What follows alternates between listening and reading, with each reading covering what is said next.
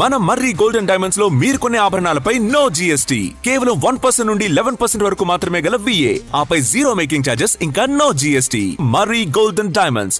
రాష్ట్రంలో ప్రసిద్ధ పుణ్యక్షేత్రం యాదగిరిగుట్టలో ముఖ్యమంత్రి రేవంత్ రెడ్డి 100 కోట్ల అభివృద్ధి పనులకు శ్రీకారం చుట్టారు. గుట్టపై సంప్రదాయ వేద పాఠశాల భవనానికి శంకుస్థాపన చేశారు. ఆలయ అభివృద్ధి పనులకు మండలి చైర్మన్ గుత్తా సుఖేందర్ రెడ్డి, మంత్రులు కొండా సురేఖ, కోమటిరెడ్డి వెంకటరెడ్డి, అడ్లూరి లక్ష్మణ్తో కలిసి అంకురార్పణ చేశారు. కంచి కామకోటి పీఠాధిపతి శ్రీ శంకర విజయేంద్ర సరస్వతి స్వామి సమక్షంలో క్రతువు జరిగింది.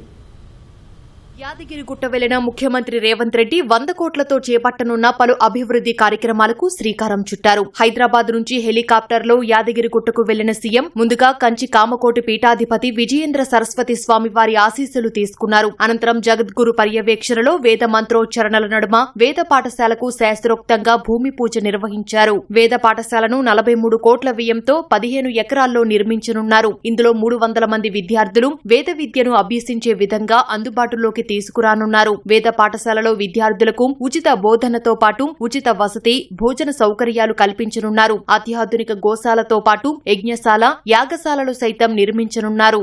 వేద సమృద్ధిరస్తు, శాస్త్ర సమృద్ధిరస్తు, ఆగమ సమృద్ధిరస్తు, నిత్య సేవా ప్రయుక్త సకలాగమాభివృద్ధిరస్తు.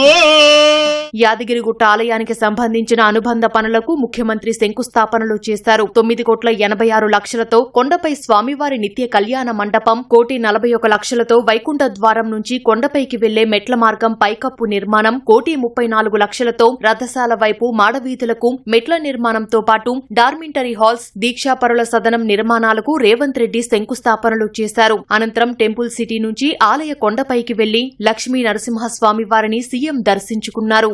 ఈ కార్యక్రమంలో ముఖ్యమంత్రి వెంట శాసనమండలి చైర్మన్ గుత్తా సుఖేందర్ రెడ్డి, మంత్రులు కోమటిరెడ్డి వెంకటరెడ్డి, కొండా సురేఖ, అడ్లూరి లక్ష్మణ్ కుమార్, ఎంపీ చామల కిరణ్ కుమార్ రెడ్డి, ప్రభుత్వ విప్ బీర్ల ఐలయ్య, ఇతర ఉన్నతాధికారులు పాల్గొన్నారు.